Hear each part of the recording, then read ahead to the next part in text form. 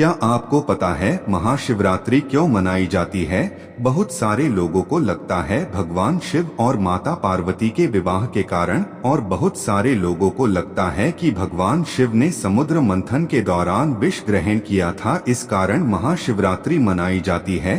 परंतु ऐसा नहीं है। आज मैं आपको महाशिवरात्रि की पावन कथा सुनाने वाले हैं। तो मित्रों, हर हर महादेव। मित्रों, आप सभी को महाशिवरात्रि की पावन सर्वगांठ की हार्दिक शुभकामनाएं। तो मित्रों, आशा है आप सभी का जीवन बहुत खुशहाल और नई ऊर्जा से युक्त होगा। तो मित्रों, आज हम आप सभी को महाशिवरात्रि की एक पावन कथा सुनाने वाले हैं, जो आपके जीवन में नई ऊर्जा प्रदान करेगा और भगवान शिव की वर्षगांठ तथा उनके कार्यों को उजागर करेगा। साथ ही मित्रों, आप सभी इस कथा को पूरा अवश्य सुनना, क्योंकि महाशिवरात्रि की कथा सुनने मात्र से भगवान शिव अपने भक्तों की मनोकामनाएं अवश्य पूरा करेंगे। तो मित्रों, ज्यादा वक्त न लेते हुए कथा शुरू करते हैं। और मित्रों, आप सभी कमेंट्स में हर हर महादेव जरूर कमेंट करें और वीडियो को लाइक करके चैनल को सब्सक्राइब जरूर करें। तो मित्रों, एक समय की बात है, समस्त ऋषिगण वेदव्यास जी के पास आते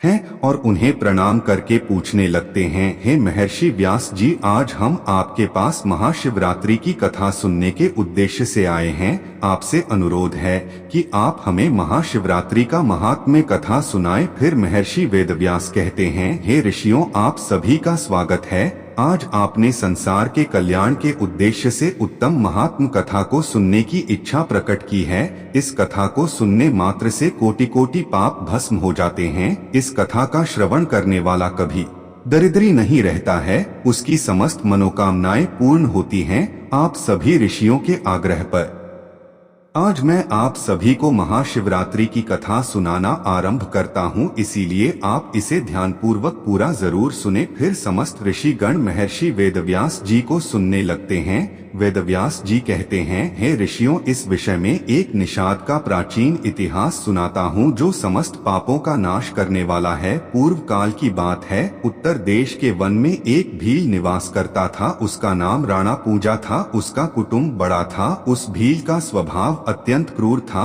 और वह स्वभाव के अनुसार क्रूरता के काम भी किया करता था। वह प्रतिदिन वन में जाकर मृग को तथा अन्य पशुओं को मारता था, उनका शिकार करता और अनेक स्थानों पर चोरी किया करता था। उसने बचपन से ही कोई शुभ कर्म नहीं किए थे। वह गलत कार्यों में सदैव आगे रहता था। इस प्रकार से पाप कर्म करते हुए उसे वन में निवास करते हुए उस दुरात्मा और निर्दयी भील को बहुत समय बीत गया। तदनंतर महाशिवरात्रि के व्रत का दिन आ गया, किंतु वह दुष्ट भील वन में निवास करता था, इसीलिए वह इस व्रत के बारे में नहीं जानता था। उसी दिन उसके माता पिता और पत्नी भूख से पीड़ित होकर उससे याचना करने लगे, हे वनेचंद करो। उनके द्वारा इस प्रकार से याचना करने पर वह राणा पूंजा भील तुरंत ही अपना धनुष्य निकालकर शिकार करने के लिए चला गया। उस दिन उसने दिन भर शिकार की खोज की। उसे ना कोई हिरण दिखा और ना कोई खरगोश। वह दिन भर हाथ में धनुष्य लेकर घूमता रहा, लेकिन उसे भोजन की प्राप्ति नहीं हुई। और फिर सूर्यास्त का समय हो गया।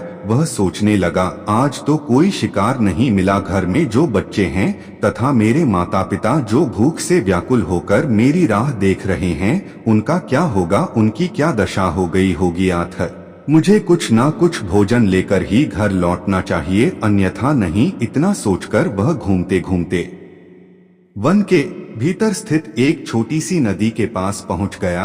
वह नदी के समीप खड़ा होकर सोचने लगा, कोई ना कोई प्राणी पानी पीने के लिए इस नदी के पास जरूर आएगा, उसी को मारकर मैं घर ले जाऊंगा। ऐसा निश्चय करके वह नदी के किनारे एक बेल के पेड़ पर चढ़कर अपने साथ जल लेकर बैठ गया। वहां बैठकर वह राह देखने लगा। उसके मन में यही चिंता थी कि कब कोई प्राणी पानी पीने के लिए आएगा और कब मैं उसे मारूंगा। अपने शिकार की प्रतीक्षा करते हुए वह भूख प्यास से पीड़ित होकर उसी पेड़ पर बैठा रहा। रात्रि के पहले पहर में उस स्थान पर एक हिरनी आ गई, जो मंद मंद चाल से निडर होकर नदी के पास आ रही थी। उस हिरनी को नदी के पास आता देखकर भील को बड़ा आनंद हुआ और उसने तुरंत ही हिरनी को मारने के लिए अपना धनुष्य निकाला। ऐसा करते हुए उसके हाथ के धक्के से पास में रखे लोटे से थोड़ा सा जल और कुछ बेल पत्र नीचे गिर पड़े। उस वृक्ष के नीचे एक प्राचीन शिवलिंग था। वह बेल पत्र और जल उस शिवलिंग पर गिर पड़े। जल और बेल पत्र के शिवलिंग पर गिरने से उस भील की पहले प्रहर की पूजा संपन्न हो गई, जिससे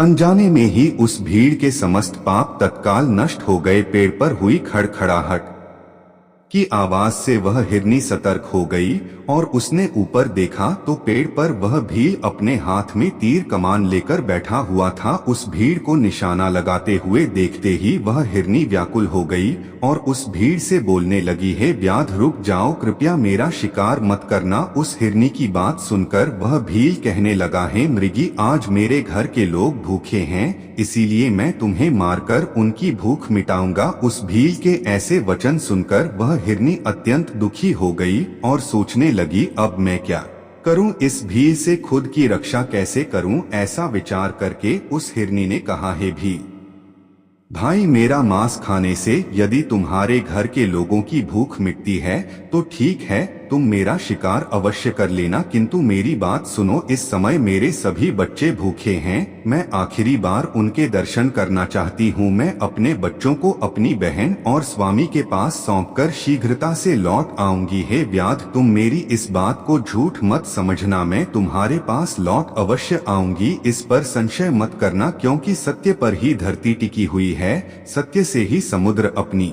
मर्यादा में स्थित है, इसीलिए मैं सत्य का ही पालन करूंगी। उस हिरनी के द्वारा ऐसा कहने पर भी उस भीड़ ने उसकी बात नहीं मानी और उस पर निशाना लगाया। तब उस हिरनी ने अत्यंत भयभीत होकर पुनः इस प्रकार से कहना आरंभ किया, हे व्याध सुनो, मैं तुम्हारे सामने शपथ खाती हूँ, मैं अवश्य लौटकर आऊंगी। जो पाप ब्राह्मण को वेद बेचने पर लगता है, पति का अपमान करने वाली तथा व्यभिचार करने वाली स्त्री को जो पाप लगता है, किए हुए उपकार को न मानने वाले को जो पाप लगता है, भगवान शंकर की पूजा न करने वाले को, दूसरों के साथ धोखा करने वाले को, छल करने वाले को, विश्वासघात करने वाले को जो पाप लगता है, वही पाप मुझे लगेगा।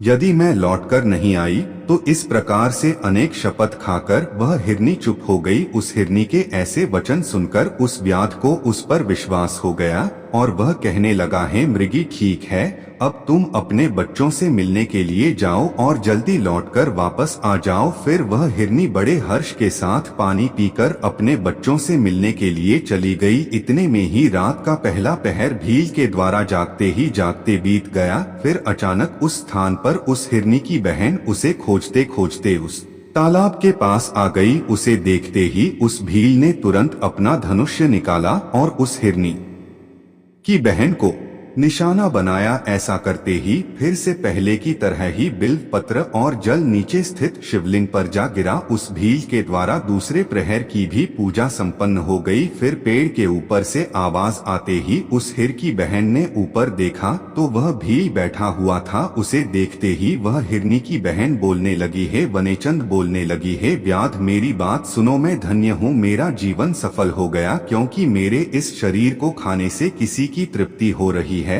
परंतु तुम मुझे अभी मत मारना। घर पर मेरे छोटे छोटे बच्चे हैं, इसीलिए तुम मुझे एक बार जाने दो। मैं मेरे बच्चों को अपने स्वामी और बहन के पास सौंपकर तुरंत ही लौट आऊंगी। फिर वह भील कहने लगा, मुझे तुम्हारी बात पर विश्वास नहीं है, मैं तेरा शिकार अवश्य करूंगा, पहले ही मैं एक शिकार खो चुका हूँ। यह बात सुनकर वह हिरनी भगवान विष्णु की शपथ खाकर कहने लगी, हे व्याध, मैं जो कहती हूँ उसे ध्यान से सुनो, यदि मैं लौटकर न आऊँ तो मेरा सारा पुण्य नष्ट हो जाए, क्योंकि जो वचन देकर तोड़ देता है उसके पुण्य नष्ट हो जाते हैं। जो पुरुष अपनी पत्नी को त्याग कर दूसरी स्त्री के पास जाता है, जो भगवान विष्णु का भक्त होकर भी शिव जी की निंदा करता है, जो अपने माता पिता का श्राद्ध नहीं करता, ऐसे लोगों को जो पाप लगता है वही पाप मुझे लगे। यदि मैं लौटकर न आई तो उस मृगी की बात सुनकर उस भीड़ को बड़ी दया आ गई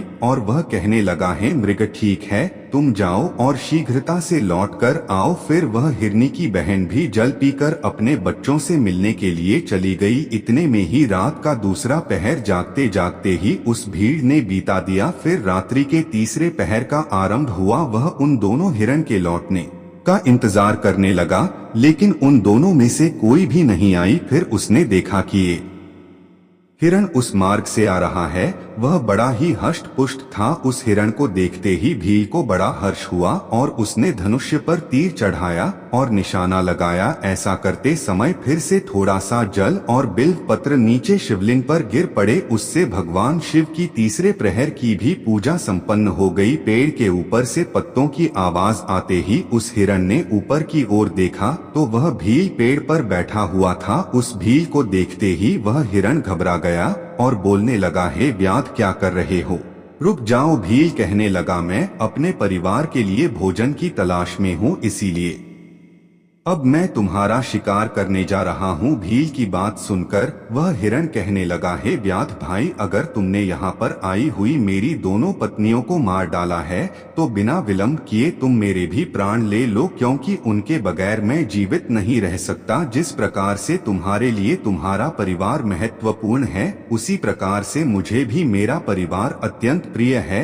यदि तुमने उन्हें जीवन दान दिया है तो मुझे कुछ समय के लिए जाने दो, मैं अपनी पत्नियों से मिलकर लौटकर वापस आ जाऊंगा। उस हिरण की ऐसी बात सुनकर उस भील को बड़ा विस्मय हुआ। उसके मन में रात भर का सारा घटनाक्रम घूमने लगा। वह हिरण से कहने लगा, हे मृग, तुमसे पहले तुम्हारी दोनों पत्नियां यहाँ पर आई थी, वह भी ऐसे ही झूठे वचन कहकर गई है और अभी तक लौटकर नहीं आई है। अभी तुम खुद के प्राण संकट में देखकर झूठ बोलकर चले जाओगे और लौटकर नहीं आओगे, फिर मैं किसका शिकार करूंगा? मेरा परिवार तो भूखा ही मर जाए। फिर वह हिरण कहने लगा, हे व्याध भाई, मैं जो कुछ भी कहता हूँ उसे ध्यान से सुनो। मुझ में असत्य नहीं है, यह सारा चराचर सत्य से ही टिका हुआ है। जिसके वचन झूठे होते हैं उसका पुण्य उसी क्षण नष्ट हो जाता है। इसीलिए हे भील, तुम मेरी प्रार्थना सुनो। शिवरात्रि में भोजन तथा मैथुन करने से जो पाप लगता है, झूठी गवाही देने से जो पाप लगता है, दूसरों का धन हड़पने से जो पाप लगता है, वही पाप मुझे लगे यदि मैं लौटकर न आऊं। उस हिरण के ऐसे वचन सुनकर वह भील कहने लगा, हे मृग, ठीक है, तुम जाओ, अपनी पत्नियों से मिलकर शीघ्रता से लौटकर आओ। फिर वह हिरण भी लौटकर अपने घर की तरफ चला गया। अब वह हिरण और उसकी दोनों पत्नी आओ प्रतिज्ञाबद्ध हो चुके थे। वे तीनों अपने घर पर आकर आपस में बात करने लगे। सबसे पहले हिरनी ने कहा, हे स्वामी, आपके बिना हमारे बच्चे जीवित कैसे रह पाएंगे? सबसे पहले मैंने उस भील को वचन दिया है, इसीलिए केवल मुझे ही उसके पास जाना चाहिए। आप और मेरी बहन दोनों यहीं पर रहे। उसकी बात सुनकर हिरनी की बहन बोलने लगी, है बहन, मैं तुम्हारी सेविका हूँ, इसीलिए आज मुझे ही उस भील के पास जाना चाहिए, तुम यहीं पर रहो। उन दोनों की बात सुनकर वह हिरण बोलने लगा, हे प्रिय, तुम दोनों यहीं पर रुक जाओ और बच्चों का पालन करो। माता के समान बच्चों की रक्षा कोई नहीं कर सकता और बच्चों को माता के दूध की भी आवश्यकता होती है, इसीलिए केवल मुझे ही उस भील के पास जाना चाहिए। अपने पति की इस बात को दोनों हिरणों ने स्वीकार नहीं किया और वे दोनों अपने पति से कहने लगी, है स्वामी, पति के बिना स्त्री का जीवन नष्ट हो जाता है, इसीलिए हम भी आपके साथ चलते हैं। फिर वे तीनों ही अपने बच्चों को सांत्वना देते हैं और पड़ोसियों को सौंपकर उस शिकारी के पास जाने लगते हैं। उन्हें जाते देख उनके बच्चे भी उनके पीछे पीछे जाने लगे। वह भील उसी वृक्ष पर उनकी प्रतीक्षा कर हुए बैठा था। फिर वे सभी हिरण उस स्थान पर पहुंच गए। उन सभी को अपने पास आता हुआ देखकर वह शिकारी बहुत प्रसन्न हुआ और उसने उन सभी को मारने के लिए अपने धनुष्य पर बाण चढ़ाया। ऐसा करते हुए पुनः थोड़ा सा जल और बिल्व पत्र शिवलिंग पर गिर पड़े। इससे उस भील की चौथे प्रहर की पूजा भी संपन्न हो गई। चौथे प्रहर की पूजा होते ही उस भील के समस्त पाप भस्म हो गए। अनजाने में ही उसने महाशिवरात्रि का व्रत पूर्ण कर लिया, जिससे उसको दुर्लभ ज्ञान प्राप्त हुआ। उसका हृदय पाप से मुक्त हो गया और उसके अंदर भगवत शक्ति का वास हो गया। वह सोचने लगा, यह सभी मृग ज्ञानहीन पशु होने पर भी धन्य है, क्योंकि यह सभी अपने शरीर से ही परोपकार में लगे हुए हैं। यह सभी सत्य का पालन करने वाले हैं, किंतु मैं तो महापाप हूँ। प्रतिदिन अनेक प्रकार के पाप करके मैंने अपने परिवार का पालन किया है। अब मेरी क्या गति होगी? मैंने जन्म से लेकर अब तक केवल पाप ही किए हैं। मेरे जीवन पर धिक्कार है। इतना सोचकर उस भील ने अपने बाण को रोक लिया और कहने लगा, हे श्रेष्ठ मृगों, मैं तुम्हारी सत्यवाणी से अत्यंत प्रसन्न हूँ, इसीलिए अब मैं तुम्हारा शिकार नहीं करूँगा। तुम सभी अपने घर को लौट जाओ। उस भील के द्वारा इतना कहते ही भगवान शिव उस पर तत्काल प्रसन्न हो गए और वे उस स्थान पर प्रकट हो गए और उन्होंने बड़े बड़े ही प्रेम से उस भील से कहा, हे भील, मैं तुम्हारे व्रत से प्रसन्न हूँ, अब तुम कोई वर मांग लो। अपने सामने भगवान शिव को देखकर उस भील के हाथ से धनुष्य गिर पड़ा और वह भगवान शिव को बारंबार प्रणाम करने लगा और कहने लगा, हे प्रभु, मैं आपके दर्शन से ही धन्य हो गया, अब मुझे कुछ नहीं चाहिए। भगवान शिव उस भील से कहने लगे, हे व्याध, आज से तुम श्रृंगवेरपुर में जाकर निवास करो और दिव्य भोगों का उपभोग करो। तुम्हारे वंश की वृद्धि होगी, सभी देवता तुम्हारी प्रशंसा करेंगे। फिर एक दिन भगवान श्री राम तुम्हारे घर पर आएंगे, तुमसे और मित्रता करेंगे। तुम उनकी सेवा करके दुर्लभ मोक्ष को प्राप्त करोगे। उसी समय वे सभी मृग भगवान शिव का दर्शन करके मृग योनि से मुक्त हो गए और दिव्य देह धारण करके विमान पर बैठकर दिव्य लोक को चले गए। तभी से उस पर्वत पर भगवान शिव व्यादेश के नाम से प्रसिद्ध हुए, जो दर्शन और पूजन करने पर तत्काल भोग और मोक्ष प्रदान करने वाले हैं। महर्षि व्यास कहने लगे, हे ऋषियों, इस प्रकार से अनजाने में ही महाशिवरात्रि का व्रत करने के कारण उस भील को भगवान शिव की कृपा प्राप्त हुई। संपूर्ण शास्त्रों में महाशिवरात्रि के व्रत को सर्वोत्तम कहा गया है। इस प्रकार से मैंने आप सभी को महाशिवरात्रि के व्रत का महात्म कथा सुना दिया है। फिर सभी ऋषि महर्षि व्यास को प्रणाम करने लगे। तो दोस्तों, यह थी महाशिवरात्रि की व्रत कथा। और मित्रों, ये पावन महाशिवरात्रि क्यों मनाई जाती है? तो मित्रों, इसके 5 महत्वपूर्ण सर्व सत्य है। तो मित्रों, पहला, भगवान शिव और माता पार्वती का विवाह। पौराणिक कथाओं के अनुसार महाशिवरात्रि के दिन भगवान शिव और माता पार्वती का विवाह हुआ था। इस कारण यह दिन शिव भक्तों के लिए विशेष होता है। दूसरा, भगवान शिव का लिंग रूप में प्रकट होना। कुछ मान्यताओं के अनुसार इसी दिन भगवान शिव एक दिव्य ज्योतिर्लिंग के रूप में प्रकट हुए थे, इसीलिए इस दिन शिवलिंग की विशेष पूजा की जाती है।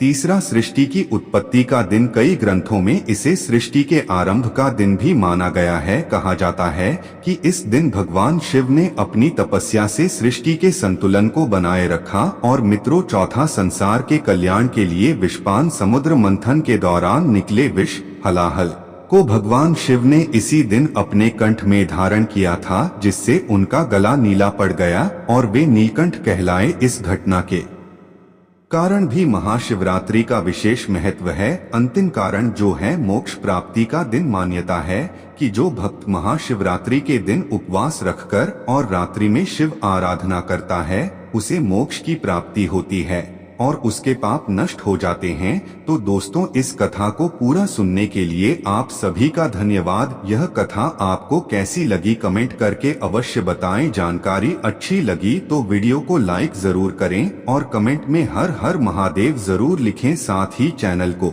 सब्सक्राइब करें। और मित्रों, अभी भक्तों से आग्रह है कि इस वीडियो को शेयर जरूर करें। तो मित्रों, मिलते हैं किसी अन्य ज्ञानवर्धक कथा के साथ। तब तक के लिए धन्यवाद।